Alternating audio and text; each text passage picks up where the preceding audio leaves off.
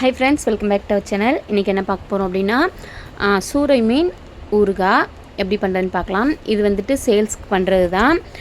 ஒருத்தவங்களுக்கு 1/2 kg order எடுத்திருக்கோம்.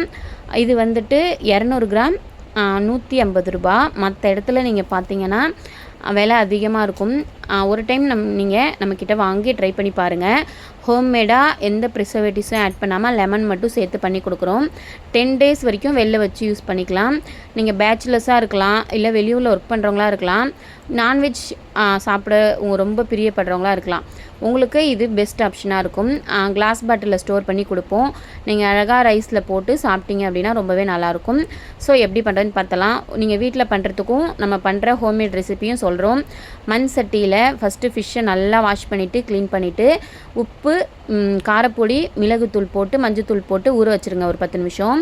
அந்த பக்கம் ஊறுறதுக்குள்ளே இந்த பக்கம் ஒரு டீஸ்பூன் கடுகு, 1 டீஸ்பூன் வெந்தயம், ஒரு 3 காஷ்மீரி சில்லியை நல்லா வறுத்துட்டு வாசனை வரும்போது ஆஃப் பண்ணிவிட்டு பொடி பண்ணி தனியாக எடுத்து வச்சுருங்க. இப்போது ஒரு கடாயில் ஒரு 150 ml வரைக்கும் நான் நல்லெண்ணெய் சேர்த்துக்கிறேன். எண்ணெய் நல்லா சூடானதும் நம்ம காரம் போட்டு வச்சுருக்கிற ஃபிஷ்ஷை இதில் போட்டு பொரித்து எடுத்துக்கலாம்.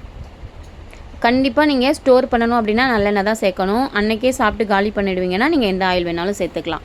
ஊறுகாய்னாலே நல்லெண்ணெய் தான் ஸ்மெல்லும் கொடுக்கும், டேஸ்ட்டும் கொடுக்கும். நல்லா பொரிஞ்சு அந்த சலசலப்புலாம் அடங்கினதுக்கப்புறமா நம்ம பொரிச்ச ஃபிஷ்ஷை எடுத்துகிட்டு திரும்ப இன்னொரு டைம் பொரித்து எடுத்துக்கலாம். கடையில் சொன்னீங்க அப்படின்னா முள் இல்லாமல் கட் பண்ணி தருவாங்க. இது வந்துட்டு வஞ்சர மீன், சூரை மீன், கெண்டை மீன், சதைப்பத்து அதிகமாக இருக்கிற மீனில் மட்டும்தான் இது பண்ணணும். இப்போது காஞ்ச மிளகாய், ஒரு கொத்து கருவேப்பிலை, பெரிய சைஸ் பூண்டு உரித்து குட்டி குட்டியாக சாப் பண்ணி வச்சுருக்கேன், அதையும் சேர்த்துக்கலாம். நம்ம மிக்ஸ் பண்ண ஏற்கனவே பொரித்து வச்சுருக்க ஃபிஷ்ஷையும் சேர்த்துட்டு இப்போது மஞ்சத்தூள், காரப்பொடி, பெருங்காயத்தூள் எல்லாத்தையும் சேர்த்து நல்லா பரட்டிக்கலாம். சால்ட், உப்பு சேர்த்துக்கோங்க.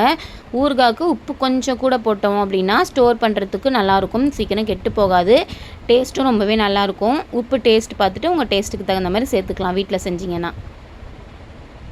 இப்போது அரைச்சி வச்ச கடுகு, வெந்தயம், காஷ்மீரி சில்லி பொடியும் சேர்த்துக்கிறேன். இப்போது ஒரு 5லேருந்து 10 நிமிஷம் அடுப்பை சிம்மில் வச்சுருங்க. ஒரு அரை எலுமிச்சம்பழத்தை நல்லா புழிஞ்சி விட்டுருங்க. இது வந்துட்டு நீங்கள் சேல் பண்ணுறீங்க அப்படின்னா வினிகர் சேர்த்துக்கோங்க. வீட்டுக்கோ இல்லை கம்மி நாள் வச்சுக்கிறதுக்கோ உங்களுக்கு எலுமிச்சம்பழமே போதும்.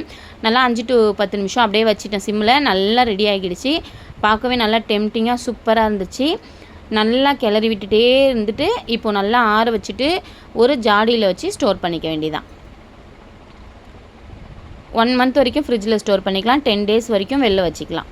லெமன் சேர்த்தாலே போதும், அதுக்கு வினிகர் தேவை கிடையாது.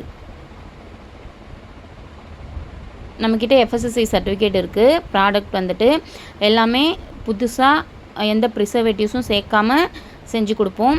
உங்களுக்கு நிறைய நாள் ஸ்டோர் பண்ணால் மட்டும்தான் வினிகர் சேர்ப்போம். தேங்க்யூ.